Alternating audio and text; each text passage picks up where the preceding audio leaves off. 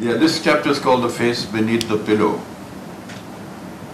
In this book, I'm a small boy of 7 or 8, and we had a cook called Khansama who used to claim, and he was, it wasn't a lie, he had worked as a cook for Jim Corbett, the famous shikari or hunter, who was famous for shooting man-eaters and other animals. And Mahmood, the Khansama, told some of his own stories about encounters in the wild, and often took the credit for some of Jim Corbett's exploits. And so it's a funny book. It's not in praise of hunting or shikar, which wasn't really a very good thing. But here, in a way, we got sort of tongue-in-cheek and making fun of it in some ways. Camping in the jungle was full of danger, I remarked. You must have felt much safer working in the house. Well, cooking was certainly easier, said Mahmood, but I don't know if it was much safer. The animals couldn't get in, true, but there were ghosts and evil spirits lurking in some rooms. I changed my room, but there was always something after me. I don't know if I should tell you this, Baba. You have your own small room and you may start imagining things. I'm not afraid of ghosts, Mahmood. That's because you haven't seen one. Although I'm not sure it was a ghost, and I did not actually see anything, but I felt it all right. You can't feel a ghost, Mahmood, at least not in stories. This wasn't a story. It was my first night in Corbett Saab's house in the jungle. We used to call him Corbett Saab. It was a big house with many rooms, and I was given one of my own. But there was no electricity in that out-of-the-way place. We used kerosene lamps or candles. I had brought my own razai and blanket, but the mattress was a strange one, and so was the pillow. It wasn't a pillow really, but an old cushion, very hard and lumpy. It was my first night in that bed, and I was very uncomfortable. The candle burnt itself out, and I was still wide awake. I could see very little.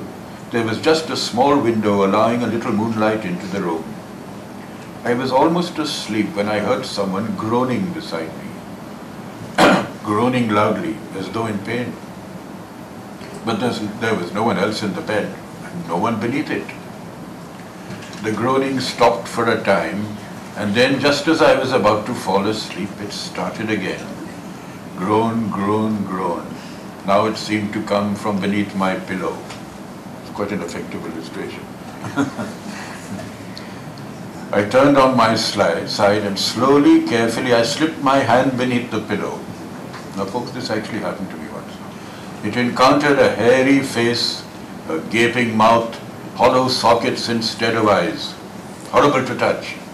Not the face of a human, Baba, the face of a Rakshas.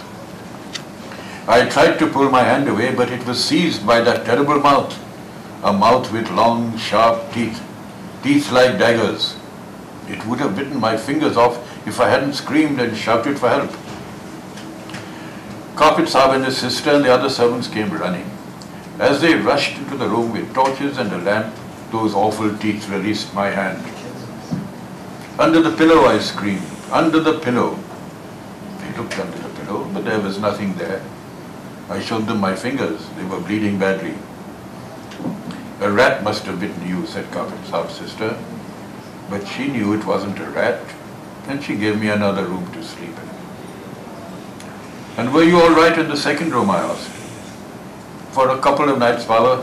Then it happened again. You put your hand under the pillow again, and the face was there. Not the whole face, Baba, just something soft and squishy.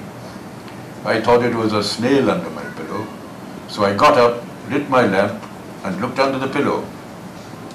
What was it, Mahmood? Tell me quickly. It was an eyeball, Baba, an eye that had been removed from its socket. It was staring up at me, just an eyeball staring. She's not scared. I picked it up and threw it out of the window. I threw the pillow away too. Something terrible had happened under that pillow, I'm sure of it. So it wasn't the room, No, it wasn't the room, it was the pillow.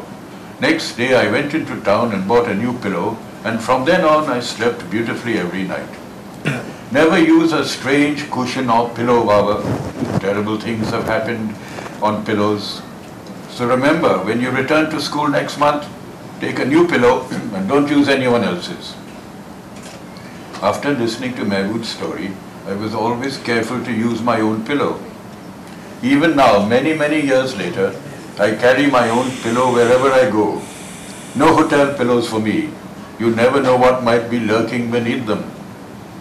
I forgot to bring my pillow. But it was all right last night in the hotel I'm in? Ramadan. Ramadan's free of ghosts, huh? Nothing under the pillow.